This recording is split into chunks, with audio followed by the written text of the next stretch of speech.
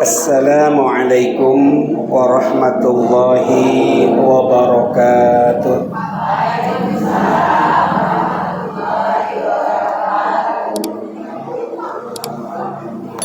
Innal hamdalillah nahmaduhu wa nasta'inuhu wa nastaghfiruh wa na'udzu billahi min shururi anfusina wa min sayyiati a'malina may yahdihillahu fala mudilla lahu wa may yudlilhu fala hadiya lahu. Ashhadu an la ilaha illallah wahdahu la syarika lahu wa ashhadu anna Muhammadan abduhu wa rasuluhu la nabiyya ba'dah. Allahumma salli wa sallim wa barik ala sayyidina Muhammadin khatamil anbiya'i wal mursalin wa ala alihi wa sahbihi ajma'in, amma ba'du. Faqala Allah ta'ala fi kitabihil mubin wa huwa asdaqul qailin. A'udzu billahi minasy syaithanir rajim. Bismillahirrahmanirrahim. Wa tawakkal 'alal hayyil ladzi la yamutu. Wa qala aidan fa idza 'azamta fatawakkal 'alallah. Shadaqallah wa sadaqa Rasulullah sallallahu alaihi wasallam. Hadratil mukarramin wal mukarramat, muhtaramin wal muhtaramat, orang-orang tua kami sekalian, guru-guru kami semua, wabil khusus pimpinan Majelis Ta'lim kaum ibu Assalam beserta seluruh stafnya. Yang kami hormati Ketua Dewan Kemakmuran Masjid Jami Assalam beserta seluruh stafnya, ibu-ibu hadirat maupun bapak-bapak mustami'in dan mustami'at yang berada di rumah, yang mudah-mudahan baik yang berkumpul langsung maupun yang menjadi pendengar di rumah, kita semua dimuliakan oleh Allah Subhanahu wa ta'ala. Alhamdulillah, puji serta syukur marilah kita panjatkan kehadirat Allah Subhanahu wa ta'ala yang dengan Rahman dan Rahim Allah jualah di kesempatan sore yang berbahagia ini kita dapat bermuajahah dalam rangka thalabul ilmi. Mudah-mudahan hadir dan kumpulnya kita pada sore hari ini di tempat yang mulia ini senantiasa dalam ridho dan maghfirah dari Allah Subhanahu wa ta'ala. Salawat ma'assalam semoga tercurahkan kepada junjungan alam Nabi Yuna Muhammad sallallahu alaihi wasallam. Yang mudah-mudahan pula salawat kita pada sore hari ini kelak di yaumil mizan nanti menjadi sebuah wasilah Allah Subhanahu wa ta'ala tidak mengharamkan syafaatul uzma beliau untuk kita semua. Ibu jamaah sekalian yang diberkahi Allah Subhanahu wa ta'ala, sehat semua ya Bu? Alhamdulillah. Alhamdulillah. Dari siapa sehatnya Bu? Yakin? Kemarin berobat lagi pernah sakit nggak? Pernah berobat?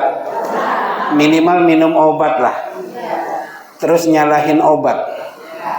Udah minum obat Tapi kok nggak sembuh-sembuh? Emang penyakitnya dari siapa? Yang maha menyembuhkan? Kenapa obat yang disalahin? Nah, insya Allah sore hari ini kita akan membahas bab yang ketujuh, halaman 93 dari kitab Ar-Riyadhus Shalihin karangan Al-Imam An-Nawawi rahimahullah Al-Bantani Al-Banjari. Bu, kenal sama beliau? Enggak. Ntar kapan-kapan kalau umroh pas di Mekah, kalau bareng sama saya gitu ya, insya Allah kita ziarah ke makburah beliau. Satu di antara tiga petinggi para petinggi, ulama besar dan petinggi negara kita, makburahnya itu terdapat di Ma'la. Ma'la itu perkuburan ya, pemakaman yang ada di kota Mekah. Tapi sekarang udah ditutup untuk umum. Jadi untuk masyarakat untuk masyarakat biasa, jamaah haji atau jamaah umrah yang wafat di kota Mekah tidak lagi dimakamkan di Ma'la, tapi di Sya'riyah. Kecuali kalau memang pembesar, baru dikuburkan di Ma'la. Satu di antaranya adalah Al-Imam An-Nawawi Al-Bantani Al-Banjari.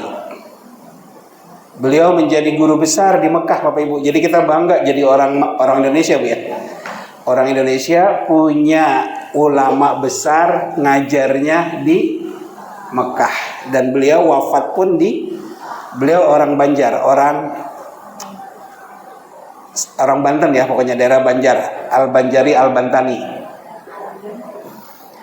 Dan beliau wafat dimakamkan di pekuburan Ma'la, Banten, Bu. Banten.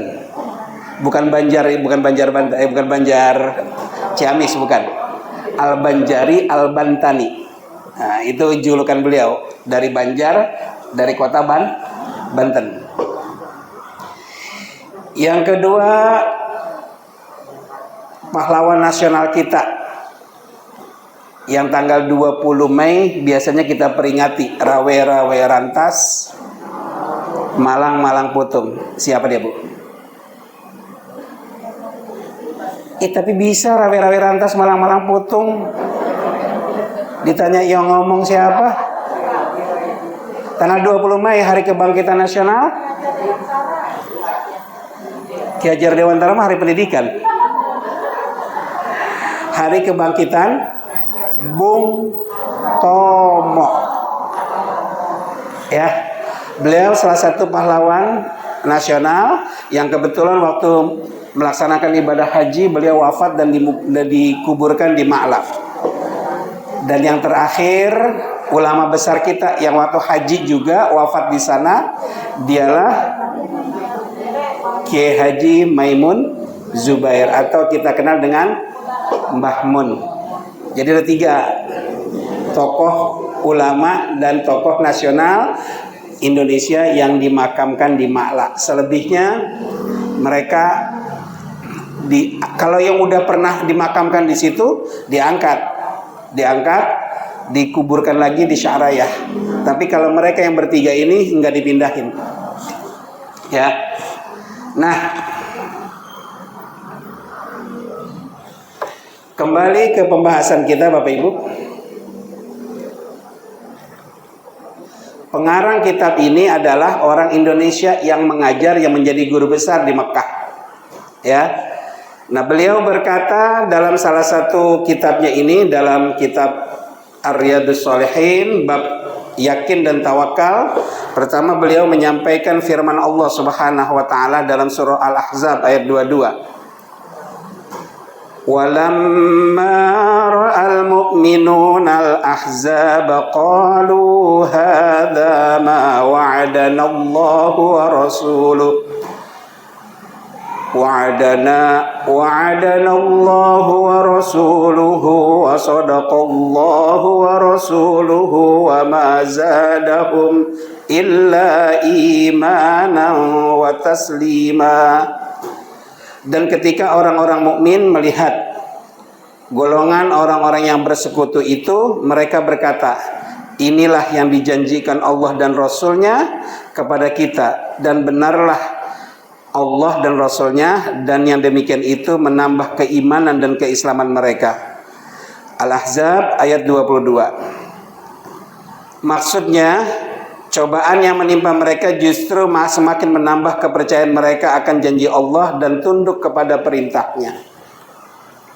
Ibu jamaah sekalian yang berbahagia, sebelum kita lebih lanjut memahami, perlu kita tahu secara kosakata atau menurut bahasa, apa itu yakin. Yakin adalah kekuatan iman. Jadi tanpa iman, yakin itu nggak ada, Bapak Ibu. Iman itu artinya apa? Percaya.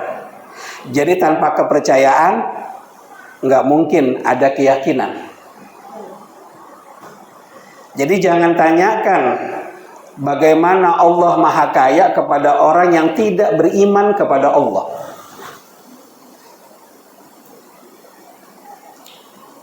Contoh misalnya, dalam salah satu hadis Rasulullah berdoa. Kemarin di bab takwa aja tuh ya, di bab takwa itu ada di situ. Rasulullah Shallallahu Alaihi Wasallam berdoa. Anna Nabi Sallallahu Alaihi Wasallam kana yaqulu Allahumma inni as'alukal huda wat tuqa wal afafa wal ghina. Ya Rabb, berikanlah aku huda. Huda di sini ilmu yang bermanfaat. Wat tuqa ini ketakwaan, tapi maknanya di sini adalah kekuatan untuk bisa mengamalkan ilmu tersebut.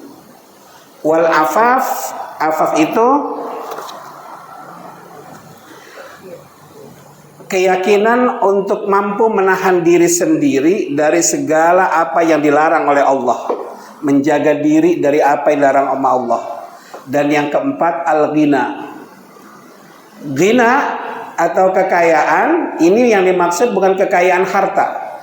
Karena Rasulullah nggak pernah meminta kaya secara duniawiah. Karena yang diperintah oleh Allah untuk ditambah untuk kita. Jadi kita cuma boleh minta menambah itu Allahumma. Jadi kita mintanya zidni ilma. Cuma ilmu yang diperbolehkan untuk kita meminta agar ditambah sama Allah. Emang kenapa? Emang gak boleh kita minta tambahin harta? Sebelum kita meminta harta lebih banyak lagi, kita pahami dulu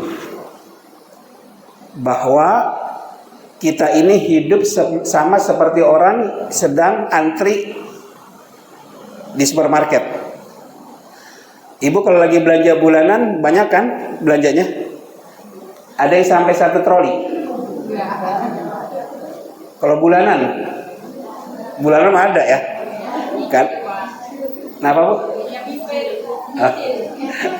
Iya, kalau yang nyicil itu yang penghasilannya mungkin yang harian atau mingguan. Tapi kalau yang bulanan biasanya dia nggak mau ribet, sekali belanja dia cukup sebulan gitu.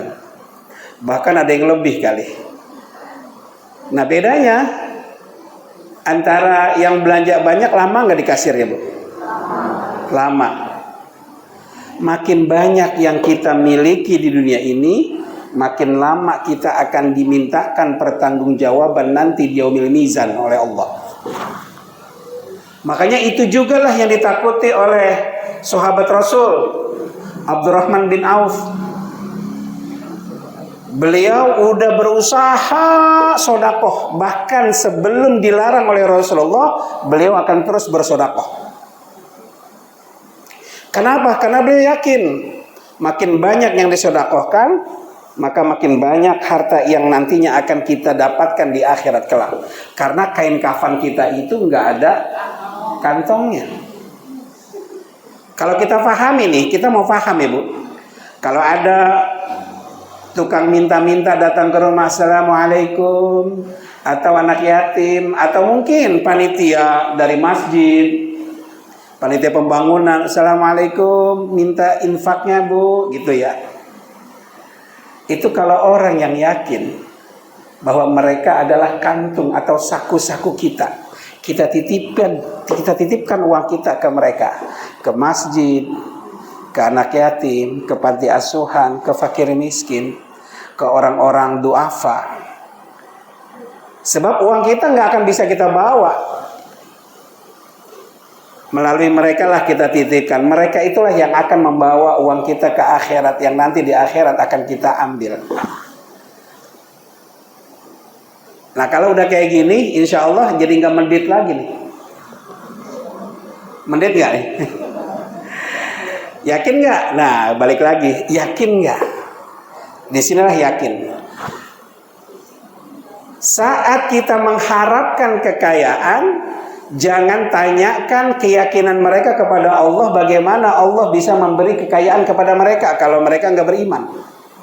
Yakin itu ada karena iman. Saat kita beriman, kita yakin banget bahwa Allah Ghaniyun, Allah itu maha kaya. Dan Allah bisa memberikan kekayaan kepada siapapun. Dengan cara apa? Dengan cara Allah yang nggak bisa diterima dengan akal kita. Banyak orang yang dulunya terhina, tapi sekarang Allah angkat derajatnya dengan diberikan kekayaan. Kata orang, kita nggak tahu kekayaan itu betulkah mengangkat derajat mereka atau justru menghinakan mereka. Bu, yakinlah. Saat kita yakin, maka yang pertama kali iman. Makanya iman itu benar-benar menjadi dasar. Dalam Islam itu iman itu menempati posisi nomor 1. Jadi kalau ada urutan, yang pertama iman, kedua Islam, ketiga ihsan, keempat ikhlas, kelima baru takwa. Maka iman menempati posisi pertama dalam penilaian. Saat kita ngaku sebagai orang yang beriman, iman apa yang kita imani? Saat Allah belum memberikan kita kesembuhan dari penyakit aja, kita sering marah-marah. Iman apa yang kita imani? Apalagi kita kalau dikatain, hei orang kafir, mau kemana kau? Marah, enak aja sembarangan, saya dikatain kafir. Emang iman itu apa? Al-iman tasdiqum bil qalb. Iman itu dibenarkan dengan hati. Hati benar. Wa iqraru bil lisan, diucapin dengan lisan. Saya beriman kepada Allah, hati meyakini kebenaran itu. Wa af'alu bil arkan, dan anggota tubuh kita ini mencerminkan dari keimanan tersebut. Beriman kepada Allah, iya. Beriman kepada hari akhir, iya. Yakin nanti ada hari kiamat, yakin. Tapi berbuat maksiat jalan terus. Apa ini wujud keimanan? Sholat enggak, puasa enggak. Ngakunya kaya, giliran Idul Adha enggak korban, tapi beli sate sama areng. Yakin banget itu untuk urusan sate. Yakin banget, padahal kurban kagak. Mungkin kalau dia kurban kambing, wajar dia nyiapin areng sama tusukan, karena mungkin nanti ada sepertiga bagian yang pengurban gitu kan, entah itu paha atau apa dari kambing yang dikurbankan akan dikirim. Ini kagak, ngakunya kaya, kurban enggak, tapi dia udah nyiapin areng sama tusukan. Yakin banget. Pas nggak dapet, marah-marah. Keyakinan salah nggak ini? Salah. Yakin yang enggak dibuktikan dengan perbuatan, cuma yakin dengan hati, diucapkan enggak. Nah, oleh karenanya, maka yakin dalam hal ini berhubungan erat dengan keimanan. Saat iman, jadi yakin ini buah dari ilmu. Iman, ilmu membuahkan sebuah keyakinan. Iman tanpa ilmu, dia akan nabrak apa aja. Makanya al ilmu nurun. Ilmu itu cahaya. Makanya orang yang mengharapkan keyakinan tanpa ilmu, dia akan serampangan hidupnya. Dia bisa meyakini apa aja, tapi kalau ilmu, dia tahu, dia beriman kepada Allah dan Allah maha segala-galanya, dia yakin kepada Allah, maka keyakinannya pasti bulat kepada Allah, karena sudah dibekali iman yang kuat dan ilmu yang mantap. Jadi yakin itu bukan tanpa sebab. Yakin itu buah dari iman, dipahami dengan ilmu yang kuat, maka akan berbuah keyakinan. Contoh misalnya, orang yang nggak bisa naik motor, dia yakin nggak bisa bawa motor sampai proyek. Ilmunya nggak ada. Walaupun dirinya, orang-orang bisa, masa saya nggak bisa? Tanpa ilmu cepet nyampe, tapi bukan nyampe proyek, nyampe Dr. Joni. Jadi yakin itu nggak cukup dengan yakin semata, tapi memang harus disertai dengan ilmu. Makanya iman yang kuat diiringi dengan ilmu yang cukup, maka berbuah keyakinan yang mantap. Nah, di sini kita bisa menggali itu semua ya dari kisah-kisah terdahulu. Di sini dijelaskan dalam surah Al-Ahzab, dan ketika orang-orang mukmin melihat golongan orang-orang yang bersekutu itu, mereka berkata. Jadi waktu itu, terutama waktu ini kan Al-Ahzab ini kan surah yang mencerminkan waktu itu perang Ahzab ya Pak Ibu. Jadi waktu itu orang-orang kafir Quraisy ini emang udah merasa di atas angin Bapak Ibu. Udah berada di atas angin. Karena menang waktu perang Uhud. Jadi waktu perang Uhud, kaum muslimin Madinah menderita kekalahan gara-gara strategi licik Khalid bin Walid yang waktu itu masih menjadi panglima perang kaum Quraisy Mekah. Dengan berpura-pura kalah dan meninggalkan ghanimah, maka pasukan pemanah yang ada di Jabal Rumah atau Jabal Rimayah kalau kata orang sebagian, itu turun, seakan-akan perang udah usai. Mereka turun. Harusnya 40 orang yang ditempatkan oleh Rasulullah di Jabal Rimayah ini harusnya patuh kepada perintah Rasulullah untuk tidak meninggalkan pos mereka di Jabal Rimayah. Tapi mereka pikir perang telah usai. Mereka turun. Akhirnya Khalid bin Walid kembali Bapak Ibu menyerang kaum muslimin Madinah yang sedang asik mengumpulkan ghanimah. Nah, atas kemenangan mereka dalam perang Uhud ini, mereka yakin banget bisa mengalahkan kaum muslimin Madinah di kandangnya, di Madinahnya. Maka terjadilah peperangan terbesar ketiga, yakni perang Ahzab atau perang Khandaq atau perang Farid, yang idenya dicetuskan oleh sahabat Salman Al-Farisi. Kalau ibu nanti ke Madinah, itu ada masjid Salman Al-Farisi yang dikelilingi oleh masjid Sab'ahnya, tempat pengintaiannya. Mereka berkelompok, mereka berkoalisi kalau kata orang DPR. Ya, berkoalisi dengan apa? Dengan orang-orang kafir yang senasib mereka memusuhi Rasulullah, termasuk orang-orang Yahudi, kaum Bani Nadir yang ada di dalam kota Madinah, melakukan pemberontakan. Jadi pas melihat ini, mereka berkata, inilah takdir kita. Mereka udah yakin. Allah katakan, inilah ujian terberat kaum muslimin. Tidak hanya menghadapi musuh dari luar kota Madinah, termasuk pembangkangan atau terjadinya juga pemberontakan oleh orang-orang Yahudi yang ada di kota Madinah, suku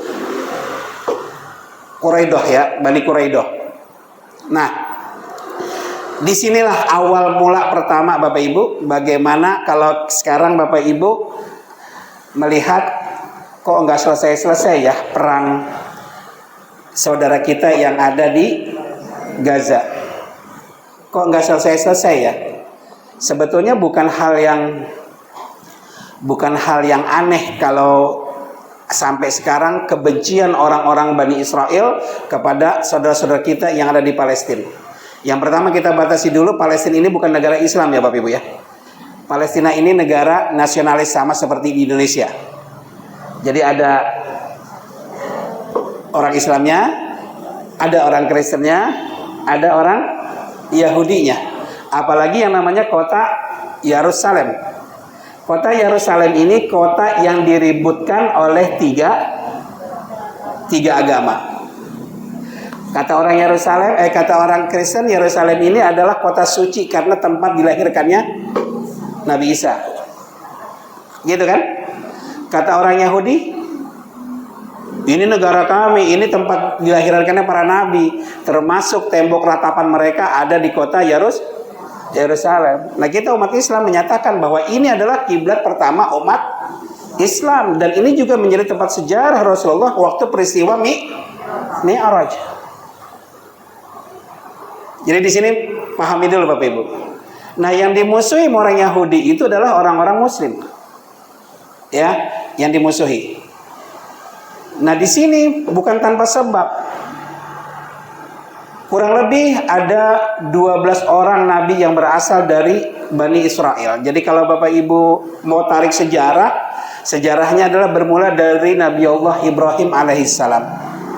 Waktu itu beliau punya istri yang pertama namanya Ibu Sarah. Sampai dengan usia hampir menginjak kepala 80 ya. Beliau belum dikarunia Allah berupa anak. Beliau punya budak yang bernama siapa? Siti Hajar, Ibu Hajar, ya. Siti mah kerjaan orang Indonesia itu. Siti itu artinya Sayyidati, yang kami muliakan, yang kami hormati, ya. Jadi nggak ada Siti dalam bahasa Arab, adanya Sayyidati, Sayyidi wa Sayyidati. Gitu kan? Kalau domirnya anak, tapi kalau domirnya anak sayyidina wa sayyidatina, gitu ya. Nah, akhirnya Ibu Sarah meminangkan Ibu Hajar agar mau menikah dengan suaminya. Dari Ibu Hajar inilah akhirnya lahir anak pertama dari Nabi Allah Ibrahim bernama Nabi Ismail alaihissalam. Ya. Dari mulai Ibu Hajar ini hamil, perhatian Nabi Ibrahim ini emang udah beda. Beliau bahkan sering bercumbu dengan Ibu Hajar sebagai bentuk kebahagiaan atas karunia anak yang sedang dalam kandungan Ibu Hajar. Dan ini dilihat oleh Ibu Sarah, dan ini kecemburuannya pun memuncak. Hingga akhirnya Nabi Allah Ibrahim diperintahkan oleh Allah untuk memisahkan mereka. Dibawalah Ismail kecil dan Ibu Hajar ke sebuah tempat yang sangat tandus, yang tidak ada pohonan, bahkan air pun nggak ada.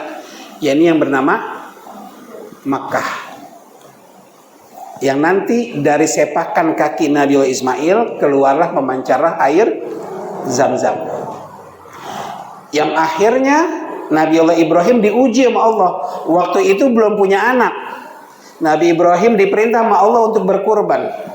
Dan kurbannya nggak tanggung-tanggung. Kurbannya itu hampir 100 ekor unta, ya, 300 ekor kambing. Kata temannya, wahai Ibrahim, banyak amat kamu korban, nggak sayang?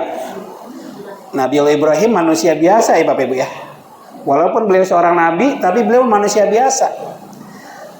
keyakinannya terhadap perintah Allah, nih keyakinannya, makanya dalam bentuk yakin ini akhirnya akan terbongkar semuanya. Beliau menjawab, baru lagi 100 ekor unta dan 300 ekor kambing. Anak juga kalau gua punya, kalau disuruh potong gua potong. Ini ngomong orang belum punya anak. Sama kayak kita waktu belum punya duit, ntar dah kalau punya duit gue bangun masjid, ntar dah. Kayak gitu kan. Akhirnya begitu beliau punya anak, diujilah kata-kata itu. Makanya jangan sekate kate, ntar diuji kita. Makanya kalau kata orang mah jangan ngagul, ntar berbalik ke kita omongan itu. Maka diujilah, ya, dalam tanggal 8 Dzulhijjah yang kemarin itu diujilah Nabi Allah Ibrahim melalui mimpi pertama beliau. Jadi udah sekian lama Nabi Allah Ibrahim nggak pernah ketemu sama Nabi Ismail putra beliau alaihissalam. Beliau ini nggak kenal, bahkan Nabi Ismail pun lupa sama wajah ayahnya. Akhirnya begitu kenal, mereka bermain, kecapean, tidur pada malam tarwiyah. Di malam tarwiyah atau malam ke-8, perintah Allah untuk menyembelih disampaikan lewat mimpi Nabi Allah Ibrahim. Perintah ini nggak diceritain karena beliau pikir ini kan cuma bunga tidur. Dan mimpi ini berulang pada malam Arafah, malam tanggal 9. Nggak diceritain juga. Akhirnya malam 10 atau malam takbir menjelang Idul Adha, beliau pun mimpi yang sama berturut-turut. Akhirnya besoknya beliau sampaikan mimpi ini kepada putranya. Ya. Jadi falamma balagha ma'ahu sa'ya, gitu kan kisahnya. Dia panggil, "Ya bunayya inni ara fil manami anni adbahuka." Wahai anakku, aku menyaksikan dalam mimpimu aku diperintah Allah untuk menyembelih engkau. Fanzur madza tar. Coba ngomong datang, apa pendapat kamu? Inilah beda keyakinan, yakin di sini. Ini kisah tentang keyakinan. Nabi Allah Ibrahim yakin kalau emang ini adalah perintah Allah. Nabi Ismail putranya pun yang masih kecil punya keyakinan yang sama dengan ayahnya, Bapak Ibu. Yakin kalau memang Allah memerintahkan, maka itu adalah perintahnya yang terbaik buat kita. Takdir yang terbaik buat kita. Walaupun kita belum tahu ada apa semua di balik ini, karena memang keterbatasan kita untuk bisa memahami hikmah di balik semua kejadian. Akhirnya Nabi Allah Ibrahim ngomong sama istrinya Ibu Hajar, "Neng, mandiin anak lo, pakein baju yang cakep, gue mau ajak jalan-jalan." "Kemana bang?" "Udah, ntar aja gampang, pakein parfum biar wangi." Diajaklah Bu Nabi Allah Ismail dengan pakaian yang terbaik. Dibawalah ke Jumratul Ula, tempat melontar yang pertama. Kemarin jamaah haji itu tanggal 10 Dzulhijjah, mereka melontar Jumratul Aqobah doang. Ya. Di Jumratul Aqobah Nabi Allah Ibrahim digoda oleh iblis, oleh syaitan. "Wahai Ibrahim, itu bukan perintah Allah, itu cuma bunga tidur." Maka Nabi Allah Ibrahim mengambil 7 butir batu. Seraya beliau berkata, "Bismillahi Allahu Akbar, rajman lisyayatin, ridon lirrahman." Aku rajam syaitan menuntut ridhomu. Bletek. 7 kali lemparan di Jumratul Aqobah. Setelah melempar iblis dengan 7 kali lontaran, Nabi Allah Ibrahim bilang ke anaknya, ke putranya Nabi Allah Ismail alaihissalam, "Tong, jangan di sini, pindah ke sononya." Dibawalah Nabi Allah Ismail ke Jumratul Wusta, tempat melontar yang kedua, tiang yang tengah. Di situ Nabi Allah Ismail digoda oleh iblis. "Wahai Ismail, itu bukan ayah, mana ada ayah yang mau mengorbankan anaknya, macan aja kagak makan anaknya." Akhirnya Nabi Allah Ibrahim pun mengambil 7 butir lagi. Bismillahi Allahu Akbar, rajman lisyayatin, ridon lirrahman. Dilemparlah setan itu dengan 7 kali lemparan. Begitu selanjutnya akhirnya dibawa pindah lagi ke Jumratul Aqobah. Ya. Di Jumratul Aqobah iblis nggak kalah akal, dia pergi ke rumah. Ini orang dua nggak bisa dibohong-bohongin lah gitu ya, nggak bisa diganggu gugat udah imannya nih, keyakinannya nih. Ono mungkin yang di rumah. Sarah, lu tahu nggak kemana anak lu dibawa sama laki lu? Katanya bilangnya mau jalan-jalan, udah lama nggak main, udah lama nggak ketemu, katanya mau jalan-jalan. Jalan-jalan kemana? Nggak ada pasar malam juga, gitu kan? Di sini nggak ada mall, ya nggak tahu. Anak lu mau disembelih yang bapaknya? Ah masa? Emang kenapa disembelih? Katanya itu perintah dari Allah. Oh, kalau emang perintah dari Allah, saya yakin Allah tidak akan menyia-nyiakan hambanya. Kata iblis apa? Dasar iman, ilmu, ikhlas, yakin membuahkan keikhlasan nantinya, Bapak Ibu. Jadi makanya tingkatannya iman, Islam, ihsan, ikhlas, baru sampai derajat takwa nantinya. Maka hanya orang ikhlaslah yang nggak bisa diganggu oleh iblis. Makanya di Al-Quran dinyatakan, wa ma umiru illa liya'budullaha lahud dina hunafa. Aku nggak pernah perintahkan, kata Allah, wa ma umiru, aku nggak pernah perintahkan illa liya'buduna, kecuali engkau itu beribadah mukhlisin dengan hati yang ikhlas. Maka hanya dengan keikhlasanlah kamu akan selamat, kita akan selamat dari bujuk rayu iblis yang menyesatkan.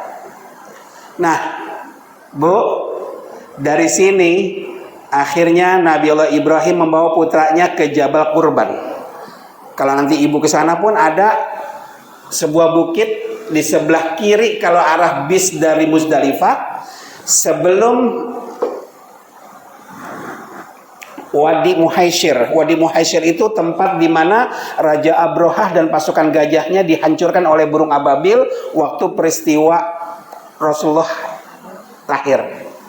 Di Wadi Muhaisyir, di sebelah kiri itu ada Jabal Qurban. Di sanalah akhirnya Nabi Allah Ismail alaihissalam disembelih oleh ayahnya dan dengan izin Allah diganti dengan seekor kibas. Begitu selesai, Allah ngasih aplaus kepada Nabi Allah Ibrahim. Salamun ala Ibrahim. Bravo Ibrahim, bravo, selamat Ibrahim, kamu telah lulus dari ujianku. Artinya saat dulu Nabi Ibrahim ngomong, kalau punya anak jangan lagi kambing sama unta, anak aja kalau punya saya potong. Sukses nggak, Bu? Sukses. Ternyata cinta Nabi Allah Ibrahim kepada Allah tidak mengalahkan cintanya kepada putranya yang dia impikan, yang dia idamkan. Akhirnya atas kelulusan Nabi Allah Ibrahim dari ujian Allah ini, Allah hadiahkan dia seorang putra dari istri pertama, yakni Nabi Ishak. Paham Ibu alurnya? Paham ya? Nabi Ishak inilah nantinya punya anak namanya siapa? Nabi Ishak punya anak Nabi Adam, Idris, Nuh, Hud, Saleh, Ibrahim, Lut, Ismail, Yakub. Nabi Ishak punya anak namanya Yakub. Nah, Yakub inilah julukannya julukannya Israel. Jadi Nabi Yakub ini julukannya Israel, kekasihnya Allah. Anak keturunan Nabi Yakub dijuluki Bani Israel. Paham Bapak Ibu? Akhirnya dari Nabi Ibrahim, Nabi Ishak, terus ke Nabi Yakub, ke Nabi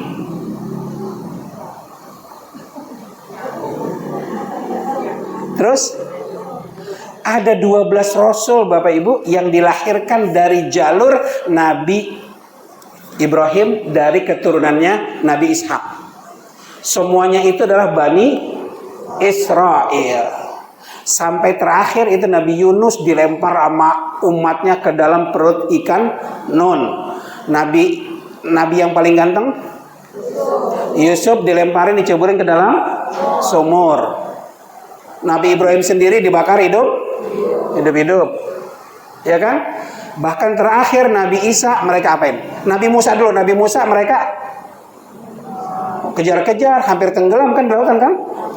Terus sampai terakhir Nabi Isa alaihissalam mereka kejar dan mereka salib katanya, kata mereka. Makanya akhirnya banyak pengkhianatan oleh orang-orang Yahudi, oleh orang Israel waktu itu ya, terhadap utusan-utusan yang Allah utus untuk memperbaiki akhlak mereka.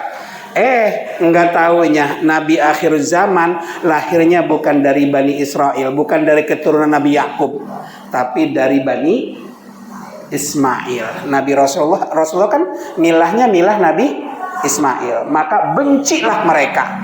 Makanya terjadilah pemberontakan oleh Bani Quraidah di Madinah ini. Salah satunya adalah mereka nggak sudi Nabi akhir zaman lahir dari Bani Ismail, harusnya dari Bani Israel. Makanya sampai sekarang kalau ditanya kenapa sih orang Israel itu benci banget sama Islam, yaitu termasuk diantaranya perang Ahzab ini. Nah, kembali ke keyakinan kita. Yang pertama, yakin itu didasari oleh iman yang kuat. Keimanan yang kuat diiringi dengan ilmu pengetahuan yang mantap, maka akan lahirlah keyakinan dan keikhlasan. Kalau udah yakin, kalau orang baru kalau ditanya, serius gak nih? Yakin gak? Yakin, benar, yakin gak? Sampai berulang-ulang. Padahal makna yakin itu harusnya sekali udah buah dari sebuah keimanan. Kita sampai 3 kali. Yakin gak? Busung kiting? Ada yang sampai busung kiting itu, sumpah nggak tahu itu. Saya waktu di pondok dulu ada yang ngomong gitu.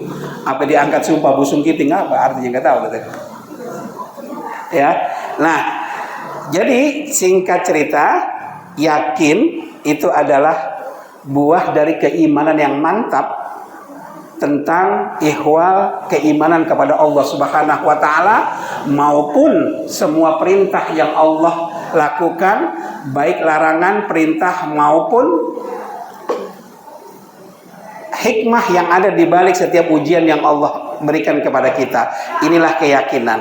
Nah, oleh karenanya dalam hal keyakinan maka penting adanya ilmu yang mengiringi keimanan agar kita bisa yakin. Kehidupan ini berulang, Bu. Ya, kehidupan ini berulang. Jadi siapa saja yang tidak berani melakukan terobosan dalam hidup ini, dia akan terulang atau terjerumus ke dalam problematika yang sama. Contoh misalnya, orang yang enggak berani untuk berpuasa di bulan Ramadan karena dia takut, saya nggak kuat. Dia nggak pernah nyoba, maka tahun depan pun dia akan terbelenggu oleh ketidakkuatannya itu, oleh keyakinannya yang menganggap dirinya nggak kuat. Tapi kalau dia mampu melepaskan diri, saya pasti kuat, maka insya Allah dia akan kuat. Ini dalam menjalankan perintah.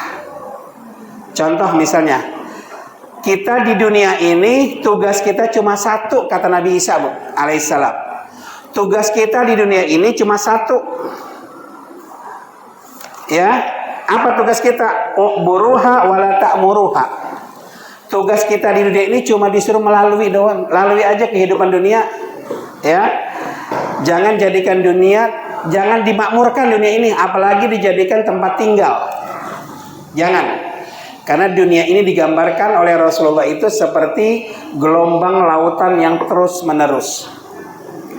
Kalau sudah yakin bahwa dunia ini sementara, ngapain juga kita fokus pada dunia?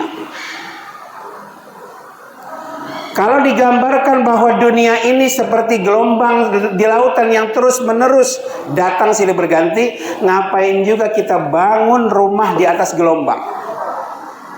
Yang nggak mungkin bisa kita dirikan bangunan di atas gelombang tersebut, pasti akan hancur. Nah, oleh karenanya saat kita yakin beriman kepada Allah, beriman kepada Rasulullah, Islam ngajarin dunia ini tempat sementara. A'maru ummati baina sittina ila sab'in. Umur umatku itu sekitar 60 sampai 70.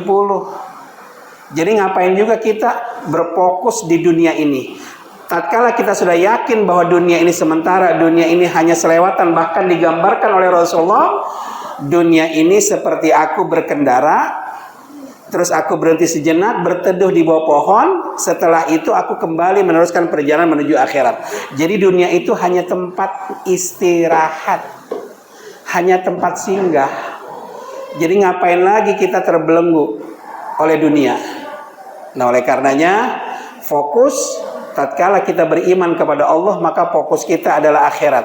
Apapun yang kita lakukan di dunia ini semuanya mengarah kepada akhirat. Boleh nggak punya mobil? Boleh. Boleh punya mobil. Boleh nggak punya motor? Boleh. Pakai motor ngaji, pakai motor ke Assalam, ya, agar nanti motor itu menjadi saksi di hadapan Allah bahwa dia pernah dipakai untuk thalabul ilmi. Boleh, silahkan. Tapi dunia ini menjadi ladang untuk akhirat kita nantinya. Karena kita yakin, seyakin-yakinnya bahwa apa yang terdapat di dalam rukun iman itu semuanya pasti. Allah ada, pasti. Allah maha kaya, pasti. Allah maha menghidupkan, Allah maha mematikan, saya yakin, ya. Makanya kehidupan ini sementara, akan dipergilirkan kita dengan generasi berikutnya. Masih ingat nggak dulu, Ibu, saat kita masih kecil dulu main apa tuh yang dicokil gitu, topal asin ya, apa namanya itu, kayak gitu. Sekarang ibu udah ngelihat anak cucunya main gituan kan, bernostalgia. Dulu itu udah satu generasi, bahkan mungkin sekarang cucu kita yang mainin permainan kita dulu, berarti udah 2 generasi. Kita ini akan dipergilirkan nantinya, digilir dengan generasi berikutnya. Maka siapa saja yang udah tahu, yakin, alladzi khalaqal mauta wal hayata liyabluwakum ahsanu amala. Ya. Allah itulah yang menciptakan kehidupan dan kematian, ya. Kemudian Allah menguji kita untuk mengetahui siapa di antara kita yang amalnya soleh. Kemudian kita akan dipergilirkan. Nanti kita udah dihidupkan, dimatikan, terus begitu. Semua itu keyakinan bagi kita. Makanya nanti negeri akhirat, kita akan menuju akhirat, itu keyakinan juga. Atas dasar iman kepada Allah dan hari akhir, kita yakin semuanya. Nah, makanya kembali lagi, sekali lagi Ibu ya, kembali lagi. Bab yang ke-7 ini tentang yakin dan tawakal. Nanti tawakal kita bahas berikutnya. Yakin itu adalah buah dari keimanan yang mantap, ya. Yakin itu adalah buah keimanan yang mantap kepada Allah, diiringi dengan ilmu yang mumpuni, ya, ilmu yang baik. Jadi iman dan ilmu yang mantap itu akan menjadikan yakin sebagai kekuatan dan keteguhan hati. Jadi nanti nggak akan ada rubahnya. Saat Bilal bin Rabah, Bu, kenal Bilal bin Rabah? Begitu beliau sudah mengucapkan 2 kalimat syahadat, ketahuan oleh majikannya Umayyah bin Khalaf. Bilal bin Rabah ini dibawa ke padang pasir di tengah terik matahari yang panas. Ditindih perutnya dengan batu yang besar. Disuruh bilang, pilih kembali ke agama nenek moyang atau tetap ikut agama Muhammad. Dia cuma bilang apa? Ahad, ahad, ahad. Allah, Allah, Allah. Akhirnya dipendam batas leher, enggak diberi minum walaupun setetes. Ditanya lagi, apa tetap mengikuti ajaran Muhammad atau kembali ke agama nenek moyang? Ahad, ahad, ahad. Keyakinan yang sudah kayak gini nih Bu, keyakinan saya kayak gini udah nggak bisa lagi. Bahkan dijanjikan kemerdekaan atas perbudakannya dia tersebut, dia nggak berubah. Kenapa? Karena sudah yakin. Buat apa hidup di dunia kalau derajat di dunia aja lebih sama seperti binatang ternak majikannya. Kan bagi budak itu makannya itu sisa dari majikan, tidurnya bareng sama binatang ternak majikan. Seumur hidupnya kalau nggak dimerdekakan, dia itu tidak bakal bisa merdeka, karena budak itu nggak ada gaji tetap, nggak ada gaji bulanan, kecuali ada dermawan yang mau memerdekakan dia dari perbudakannya, ya. Nah, makanya budak itu termasuk 8 asnaf yang berhak menerima zakat, riqab. Ya. Nah, dari sini kalau keimanan itu sudah melekat, keimanan itu sudah membaja di hati, 2 orang anak muda umur 15 tahun dari Madinah, dari Bani Ansor ya, dari golongan Ansor, berangkat ke perang Badar. Mereka berdiri di kiri kanan sahabat Umar bin Khattab radhiyallahu an. Bu, waktu perang Badar, waktu perang Bubat gitu ya, perang Bubat gitu, itu sama seperti orang sholat. Makanya orang Islam kalau berpertempur itu mereka rapat barisannya. Jadi satu orang kena panah nggak langsung tumbang, tetap akan ditopang oleh temannya. Makanya kalau ada saf kosong mereka maju. Begitulah.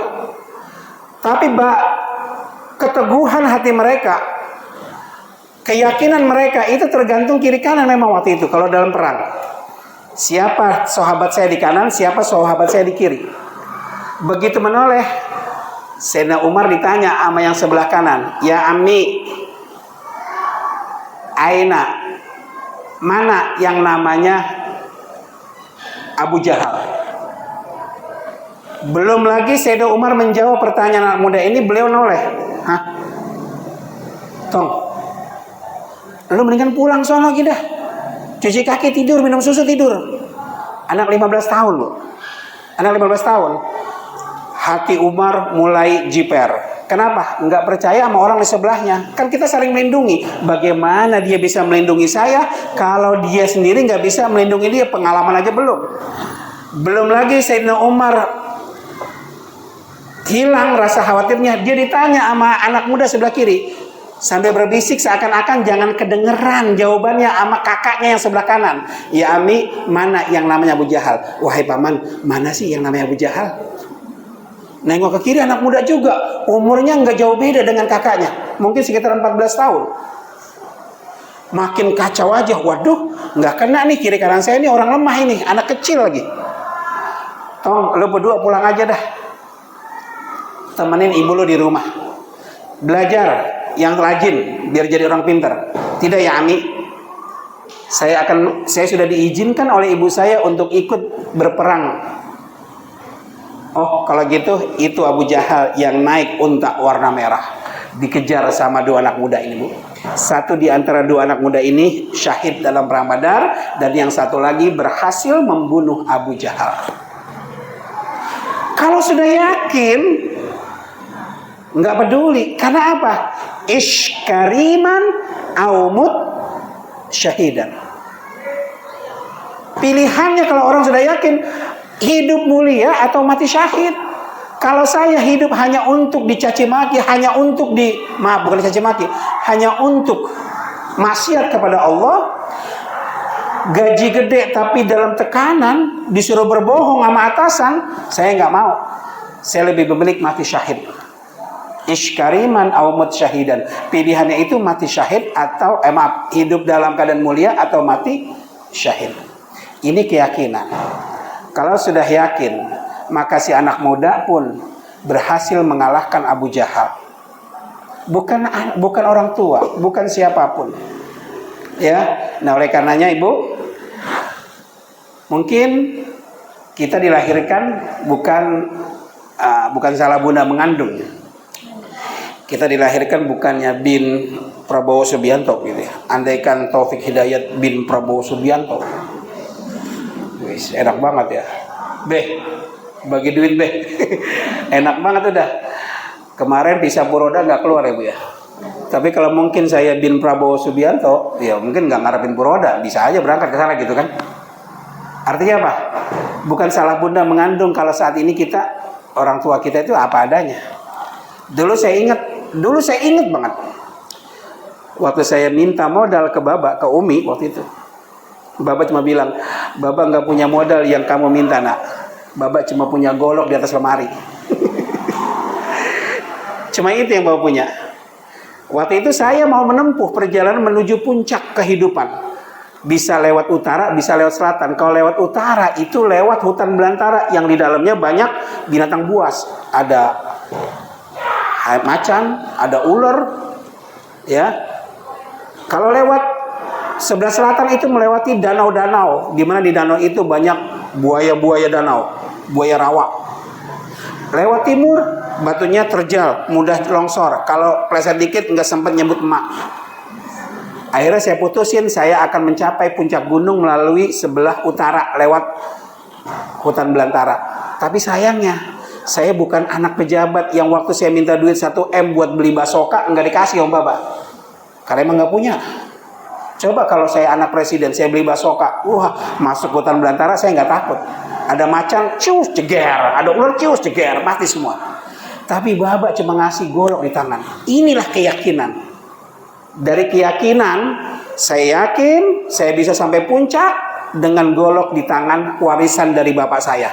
Walaupun mungkin saya akan dicakar oleh macan, digigit oleh macan, tapi saya yakin golok ini bisa membunuh macan. Keyakinan. Nah, keyakinan itulah yang harusnya kita tanamkan ke dalam diri kita dan anak kita.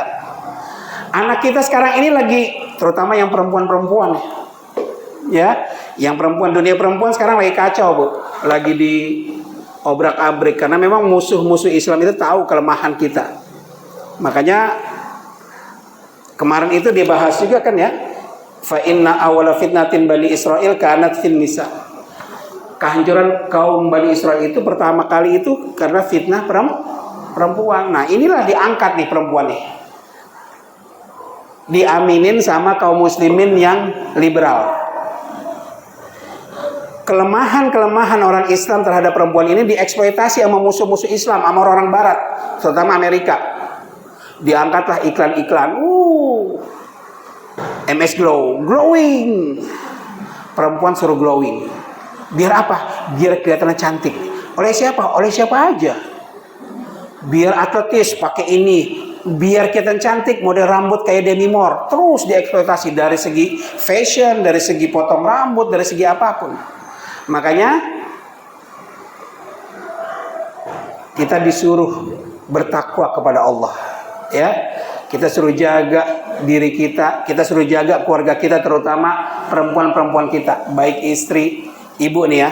Ibu jaga diri, karena ibu itu sebaik-baik perhiasan dunia. Bagaimana mungkin ibu bisa menjadikan putri ibu perhiasan juga kalau ibu sendiri bukan perhiasan? Di mana mereka meneladaninya kalau kita bukan perhiasan? Ya. Jadi ad-dunya mata wa khairu mata'iha al-mar'atus soleh. Dunia ini perhiasan dan sebaik-baik perhiasan itu adalah wanita solehah. Jadikan anak-anak kita, tebalkan keyakinan mereka kepada Allah Subhanahu wa taala bahwa kalau sudah jodoh enggak perlu MS Glow. Enggak perlu harus begini begitu, ya. Kalau Allah udah yakinkan kita nggak perlu nyogok-nyogok, apalagi sekarang, aduh, udah dunia kerja itu udah dieksploitasi, udah perempuan-perempuan suruh pada kerja, daya tarik mereka bagus, kerja mereka juga mereka nggak macam-macam kok, nggak banyak protes kalau perempuan katanya gitu kan. Akhirnya laki-laki banyak yang nganggur nggak, Bu? Banyak. Kalau laki-laki udah nganggur, ini kejahatan akan merajalela. Perempuan udah keluar, laki-laki nganggur, udah semuanya akan berantakan. Makanya bilang anak-anak perempuan kita, yakin Allah itu ghaniyun, Allah maha kaya, Allah itu karimun, maha mulia, dan Allah bisa memuliakan siapa aja. Yang penting kita bertakwa kepada Allah dulu. Kalau udah takwa kepada Allah dengan iman yang kuat, dengan ilmu yang memadai, maka keyakinanmu kepada Allah itu akan tak tergoyahkan. Walaupun orang bilang kalau nggak kerja mungkin kamu dapat duit dari mana, tapi tidak demikian. Ya, mudah-mudahan ya Bu ya. Insya Allah permulaan bab yakin dan tawakal ini setidaknya kita membawa wawasan bahwa kalau sudah yakin jangan lagi dipermainkan keyakinan kita. Jangan salah meletakkan keyakinan. Kita boleh jadi pusing tapi disembuhkan oleh bodrek. Jangan bodreknya dianggap yang bisa menyembuhkan. Karena ini bukan keyakinan, ini akidah. Yang menyembuhkan siapa? Allah. Kalau nggak sembuh, jangan salahin bodreknya juga, karena Allah belum kasih kita sembuh. Ini keyakinan. Ya, mudah-mudahan ini dapat membuka sedikit wawasan kita untuk bisa memahami bab selanjutnya. Kalau ada pertanyaan silahkan, kalau tidak ada langsung kita tutup dengan doa.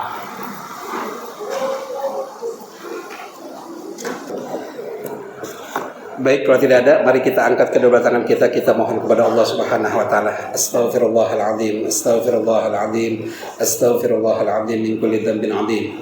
Ilahi antal karim, Allahumma shalli wa sallim wa barik ala sayyidina Muhammadin fil awwalin wal akhirin wa sallim radhiyallahu tabaraka wa ta'ala an kulli sahabati wa qarabati Rasulillah ajma'in. Bismillahirrahmanirrahim. Alhamdulillahi rabbil alamin, hamdan na'imin, hamdan katsiran tayyiban mubarakan fi, hamdan yuafi ni'amahu wa yukafi'u mazidah. Ya Rabbana lakal hamdu wa lakal mulku wa lakal syukru kama yanbaghi li jalali wajhikal karim wa li 'azimi sultanik. Allahumma salli ala sayyidina Muhammad wa ala ali sayyidina Muhammad. Allahumma ighfir lana dhunubana wa liwalidayna warhamhuma kama rabbayana shighara wa li jami'il muslimina wal muslimat wal mu'minina wal mu'minat al ahya'i minhum wal amwat. Allahumma kfina bihalalika an haramika wa aghnina bifadlika amman siwak. Allahumma aslih lana wa aslih dhurriyyatina wahdihim ila sabilir rasyad. Allahumma ja'alna awladan salihin. Allahumma rabbana atina fid dunya hasanah wa fil akhirati hasanah wa qina adzaban nar. Wa sallallahu ala sayyidina Muhammad wa ala alihi wa sahbihi wa sallam. Walhamdulillahi rabbil alamin. Mohon maaf atas segala khilaf. Billahi taufiq wal hidayah. Assalamualaikum warahmatullahi wabarakatuh. Waalaikumsalam warahmatullahi wabarakatuh. Terima kasih Pak Ustaz ilmunya pada sore hari itu. Mudah-mudahan keberkahan di dalam hidup. Ibu-ibu, ibu-ibu tidak